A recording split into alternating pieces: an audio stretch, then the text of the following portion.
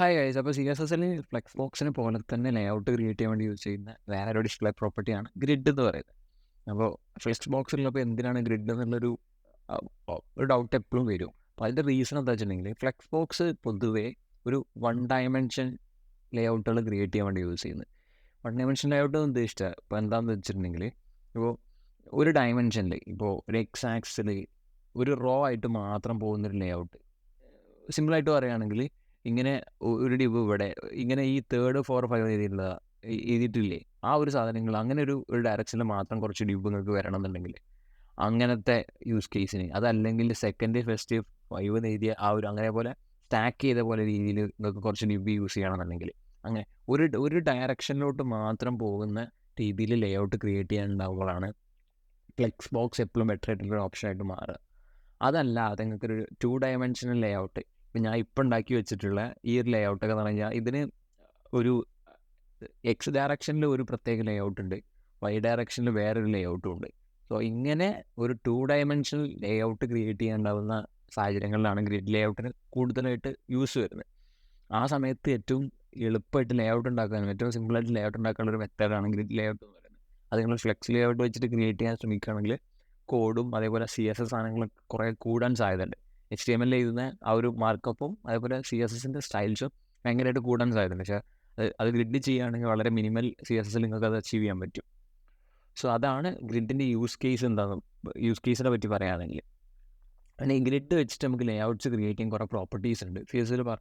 ഫ്ലെക്സിൽ പറഞ്ഞ പോലെ തന്നെ അതിൽ പെട്ട ഒന്നാണ് ഗ്രിഡ് ടെംപ്ലേറ്റ് എന്ന് പറയുന്നത്. ഈ ഗ്രിഡ് ടെംപ്ലേറ്റ് വെച്ചിട്ടാണ് എങ്ങനെയാണ് ലേഔട്ട് വരേണ്ടത് എന്നുള്ളത് നമ്മൾ ഡിസൈൻ ചെയ്ത് കൊടുക്കുന്നത്.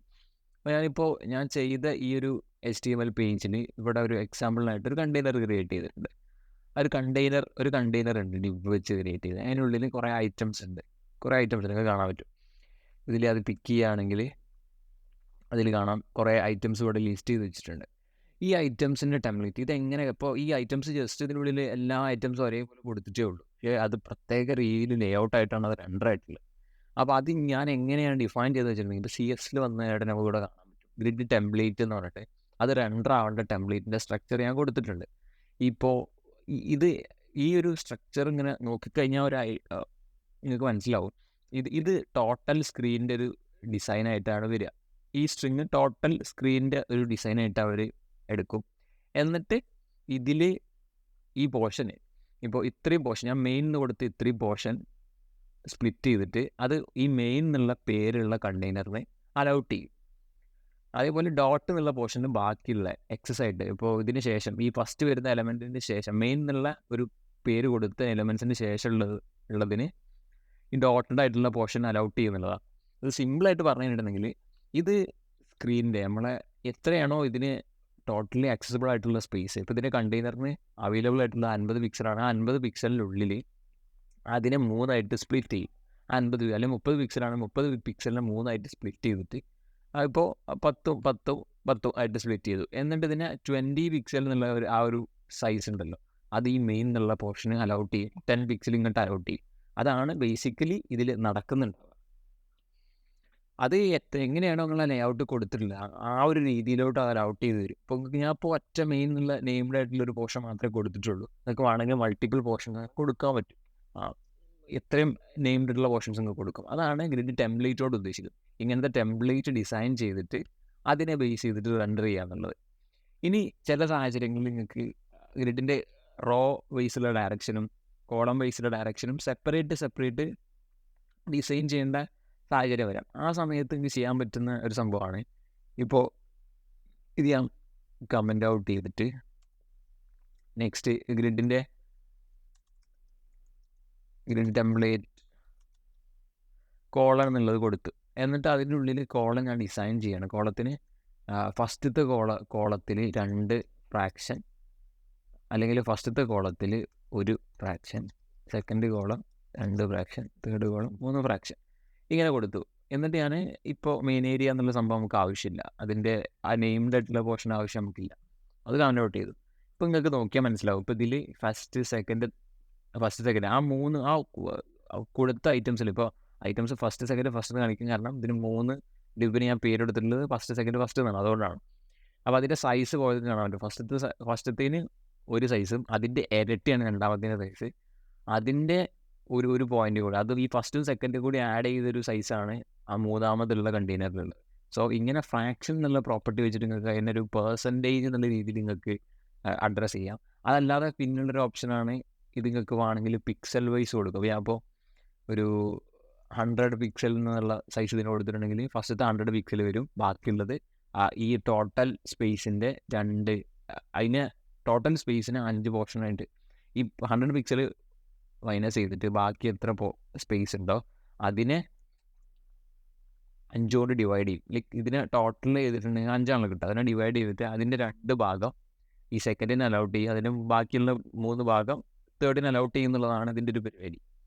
സോ അങ്ങനെ നിങ്ങൾക്ക് ഡിസൈൻ ചെയ്യാം. അതേപോലെ തന്നെ ഇതിലുമാണെങ്കിൽ കോളൻ എന്നുള്ളത് മാറ്റിയിട്ട് നിങ്ങൾക്ക് റോ ആയിട്ട് കൊടുക്കാം. ഇതിൻ്റെ ടെംപ്ലേറ്റ് റോ. അപ്പോൾ ഇതിൽ കാണാം ഒരു സ്പെല്ലിങ് എറർ ഉണ്ടെന്ന് തോന്നുന്നത്. ഗ്രിഡ് ടെംപ്ലേറ്റ് റോസ് ആണ്, റോ അല്ല. സോ ഇതിലിപ്പോൾ കാണാം ഫസ്റ്റത്തത് 100 പിക്സൽ, സെക്കൻഡത്തത് 2 ഫ്രാക്ഷൻ, മൂന്നാമത്തെ 3 ഫ്രാക്ഷൻ എന്നുള്ള രീതിയിൽ അലൗട്ടായി വന്നിട്ടുണ്ട്. സോ ഇതാണ് ഒരു ഗ്രിഡ് ലേ ഔട്ട് ഉണ്ടാക്കാനുള്ള ബേസിക് ആയിട്ടുള്ള 3 പ്രോപ്പർട്ടീസ്. നിങ്ങൾക്ക് ഇത് കോമ്പിനേഷൻ വൈസസ് ഒക്കെ യൂസ് ചെയ്യാം. ടെംപ്ലേറ്റ് യൂസ് ചെയ്തതിന് പിന്നെ റോയും കോളയും യൂസ് ചെയ്യേണ്ട ആവശ്യമില്ല. ഇനി റോയും കോളയും സെപ്പറേറ്റ് നിങ്ങൾക്ക് കോമ്പിനേഷൻ വൈസ് യൂസ് ചെയ്യാൻ വേണ്ടി പറ്റും. അതാണ് അതിൻ്റെ ഒരു കേസ്. പിന്നെ നെക്സ്റ്റ് വരുന്ന പ്രോപ്പർട്ടി ഫ്ലെക്സ് ബോക്സിലുള്ള പോലെ തന്നെ ഗ്രിഡ് ഗ്യാപ്പ് എന്നുള്ളൊരു പ്രോപ്പർട്ടി ഉണ്ട്. അത് ഈ ഒരു ഡിവകൾ തമ്മിലുള്ള ഗ്യാപ്പ് ഡിഫൈൻ ചെയ്യാൻ വേണ്ടി യൂസ് ചെയ്യുന്നതാണ്. ഇതിൽ അപ്പോൾ ഒരു ഗ്യാപ്പ് 10 പിക്സലാണ് കൊടുത്തിട്ടുള്ളത്. അത് കറക്റ്റ് എങ്ങനെയാണ് എത്രയാണെന്ന് കാണാൻ വേണ്ടിയുള്ള ഒരു ഓപ്ഷൻ എന്താ വെച്ചിട്ടുണ്ടെങ്കിൽ ഞാൻ അത് കോളത്തിലോട്ട് തന്നെ കൺവേർട്ട് ചെയ്ത് എന്നിട്ട് ഇവിടെ ഇൻസ്പെക്ട് ചെയ്തിട്ടുണ്ടെങ്കിൽ ഈ സോഴ്സ് കോഡ് ഇൻസ്പെക്ട് ചെയ്തിട്ടുണ്ടെങ്കിൽ നിങ്ങൾക്ക് ഇതിൽ ആ എലമെൻറ്റിൻ്റെ സ്റ്റൈൽസ് കാണാൻ പറ്റുമല്ലോ. സോ അവിടെ ഗ്രിഡ് എന്നുള്ളൊരു ബട്ടൺ കാണാം. അത് പ്രസ് ചെയ്ത് കഴിഞ്ഞാൽ അതിൽ കാണാൻ പറ്റും എത്ര ഗ്യാപ്പാണ് അവിടെ ഇട്ടിട്ടുള്ളത്, എങ്ങനെയാണ് അതിൻ്റെ ഡീറ്റെയിൽസ് എന്നൊക്കെ ഉള്ളത്. സോ ഇത്രയും ആ ഗ്യാപ്പിൻ്റെ ഗ്രിഡ് ഇവിടെ വരും. നമുക്ക് വേണമെങ്കിൽ റോ ഗ്യാപ്പ് കോളം ഗ്യാപ്പ് പറഞ്ഞാൽ സെപ്പറേറ്റ് ഗ്യാപ്പ് ഡിഫൈൻ ചെയ്യാം. അല്ലെങ്കിൽ ഗ്യാപ്പ് എന്നുള്ള സിംഗിൾ പ്രോപ്പർട്ടിയിൽ കൊടുക്കുകയാണെങ്കിൽ റോൻ്റെ ഇടയിലുള്ള സ്പേസും കോളത്തിൻ്റെ ഇടയിലുള്ള ഈ സ്പേസും സെയിം ആയിരിക്കും. അതല്ലെങ്കിൽ ഡിഫറെൻറ്റ് സ്പേസസ് നിങ്ങൾക്ക് അലൗട്ട് ചെയ്യാൻ വേണ്ടി പറ്റും. ഞാൻ അപ്പോൾ ഗ്യാപ്പ് ടോട്ടലി കൊടുത്തതിന് പകരം കോളൻ ഗ്യാപ്പ് എന്നുള്ളത് മാറ്റിയിട്ട് ഒരു 15 പിക്സൽ ആക്കുകയാണെങ്കിൽ അത് കൂടിയത് കാണാൻ പറ്റും. ഇതാണ് ഇതിൻ്റെ ഒരു ഗ്യാപ്പിൻ്റെ ഒരു പ്രോപ്പർട്ടീസ്. ഗ്യാപ്പ് സെറ്റ് ചെയ്യുന്നത് ഇങ്ങനെയാണ്, എത്ര വരണം എന്നുള്ളത് ഡിസൈഡ് ചെയ്യാൻ വേണ്ടിയിട്ട്. ഇനി വരുന്നത് അലൈൻമെൻറ്റ് പ്രോപ്പർട്ടീസ് ആണ്. ഗ്രിഡ് ലേഔട്ടിൽ വരുന്ന സാധനങ്ങൾ എങ്ങനെ അലൈൻ ചെയ്യാന്നുള്ളത്.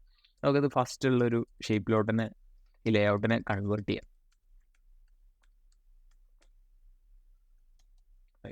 ആ ഫസ്റ്റുള്ള ഷേപ്പിലോട്ടിനെ അതിനെ കൺവേർട്ട് ചെയ്തു. ഇനി ഇതിൻ്റെ ഈ നേരത്തെ പറഞ്ഞ പോലെ തന്നെ ഈ ഗ്രിഡ് എന്നുള്ള പ്രോപ്പർട്ടി സ്റ്റൈലിൽ വന്നിട്ടുണ്ടെങ്കിൽ ഇവിടെ ഒരു ബട്ടൺ കാണാൻ വേണ്ടി പറ്റും. നിങ്ങൾക്ക് ഇത് ട്രൈ ഔട്ട് ചെയ്ത് നോക്കാനുള്ള വഴിയാണ് പറയുന്നത്. ആ ബട്ടൺ നിൽക്കിയിട്ടുണ്ടെങ്കിൽ നിങ്ങൾക്ക് എല്ലാം അലൈൻ ചെയ്യാനുള്ള എല്ലാ പ്രോപ്പർട്ടീസും ഇവിടെ ലിസ്റ്റ് ചെയ്യും. അപ്പോൾ അത് നിങ്ങൾക്ക് അപ്പം തന്നെ പെട്ടെന്നായിട്ട് ട്രൈ ചെയ്ത് നോക്കാൻ പറ്റും. ഇപ്പോൾ ഇതിൽ ഫസ്റ്റ് വരുന്നത് അലൈൻ കണ്ടൻറ്റും ജസ്റ്റിഫൈ കണ്ടൻറ്റും ആണ്. നമ്മൾ ഫ്ലെക്സിൽ കണ്ടതിനായിട്ട് കുറച്ച് ചെറിയൊരു ഡിഫറൻസ് ഉണ്ട്. ഇതിൽ ഈ അലൈൻ കണ്ടൻറ്റ് ജസ്റ്റിഫൈ കണ്ടൻറ്റ് എന്നൊക്കെ പറഞ്ഞിട്ടുണ്ടെങ്കിൽ ഈ കണ്ടെയ്നറിൻ്റെ ഉള്ളിലുള്ള ചൈൽഡ് എവിടെ അലൈൻ ചെയ്യണമെന്ന് ഡിസൈഡ് ചെയ്യുന്നതാണ് അലൈൻ കണ്ടൻറ്റും ജസ്റ്റിഫൈ കണ്ടൻറ്റ് എന്നൊക്കെ പറയുന്നത്. അപ്പോൾ ഞാനിപ്പോൾ അലൈൻ കണ്ടൻറ്റ് സെൻറ്റർ കൊടുത്തിട്ടുണ്ടെങ്കിൽ ഈ ഒരു ഡിവിൻ്റെ ഉള്ളിൽ ഇതിൻ്റെ വൈ ആക്സിലുള്ള അലൈൻമെൻറ്റ് സെൻറ്ററിലാവും എന്നുള്ളതാണ്. അപ്പോൾ ഇതിന് കറക്റ്റായിട്ടുള്ള സ്പേസ് ഇപ്പോൾ ഉള്ളൂ. അതുകൊണ്ടാണ് അതിൻ്റെ അലൈൻമെൻറ്റ് ഒന്നും മാറാത്തതിൻ്റെ റീസൺ. സോ ഇനിയിപ്പോൾ ജസ്റ്റിഫൈ കണ്ടൻറ്റ് സെൻറ്റർ ആക്കിയിട്ടുണ്ടെങ്കിൽ ഇതിന് ബാക്കിയുള്ള പോർഷൻസ്, ഇതിന് ബാക്കിയുള്ള സ്പേസ് സാധാരണ ഈവൻലി ഡിസ്ട്രിബ്യൂട്ട് ആയി പോകാറാണ് പതിവ്. സെൻറ്റർ കൊടുത്തിട്ടുണ്ടെങ്കിൽ സെൻറ്ററിലോട്ട് വരും. അതേപോലെ സ്റ്റാർട്ടിൽ കൊടുത്തിട്ടുണ്ടെങ്കിൽ സ്റ്റാർട്ടിൽ അലൈൻ ആവും. എൻഡിലോട്ട് മാറ്റാം.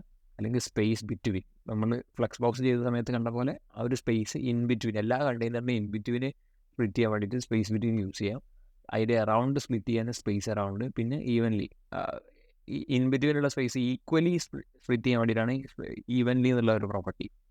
സോ ഇത്രയാണ് ഈ കണ്ടെയ്നറിൻ്റെ ഉള്ളിൽ ചൈൽഡിനെ അലൈൻ ചെയ്യാനുള്ള പ്രോപ്പർട്ടീസ്. പിന്നെ വരുന്നതാണ് ഈ ഓരോ കണ്ടെയ്നറിൻ്റെ ഉള്ളിൽ. ഇപ്പോൾ ഇത് ടോട്ടലി ഈ ബ്ലൂ കണ്ടെയ്നറാണ് നമ്മുടെ ഗ്രിഡ് ക്രിയേറ്റ് ചെയ്യാൻ വേണ്ടി യൂസ്. അതിനുള്ളിൽ കുറേ ചൈൽഡാണ് ഈ യെല്ലോ കണ്ടെയ്നർ.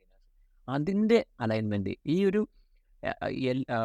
ബ്ലൂ പോർഷനിൽ, ഇപ്പോൾ ഈ ഒരു ബ്ലൂ കണ്ടെയ്നറിൻ്റെ ഉള്ളിൽ ഫസ്റ്റ് എന്നുള്ളതാണ് ഏറ്റവും കൂടുതൽ സ്പേസ് കൺസ്യൂം ചെയ്യുന്ന ഒരു സാധനം. അത് ആ ഒരു സ്പേസിനുള്ളിൽ എവിടെയാണ് ഈ ഫസ്റ്റ് എന്നുള്ള എലമെൻറ്റ് പ്രിൻ്റ് ആവണമെന്ന് ഡിസൈഡ് ചെയ്യുന്നതാണ് അലൈൻ ഐറ്റംസും ജസ്റ്റിഫൈ ഐറ്റംസ് എന്നുള്ള പ്രോപ്പർട്ടീസ്.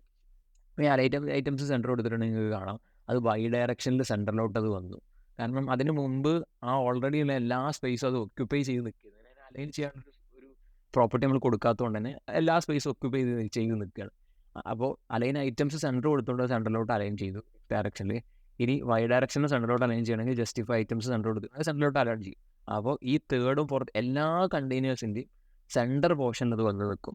ഇതാണ് ഈ ഗ്രിഡ് ലേഔട്ടിൻ്റെ ഒരു ബ്യൂട്ടി. നിങ്ങൾക്ക് ആ ലേഔട്ടിനുള്ളിൽ എങ്ങനെ ഐറ്റംസ് എവിടെ ഡിസ്പ്ലേ ചെയ്യണം, എവിടെ അലൈൻ ചെയ്യണം എന്നുള്ള പ്രോപ്പർട്ടീസ് അടക്കം ആ ലേഔട്ട് ഉണ്ടാക്കുന്ന സമയത്ത് നിങ്ങൾക്ക് ഡിഫൈൻ ചെയ്ത് കൊടുക്കാൻ പറ്റും.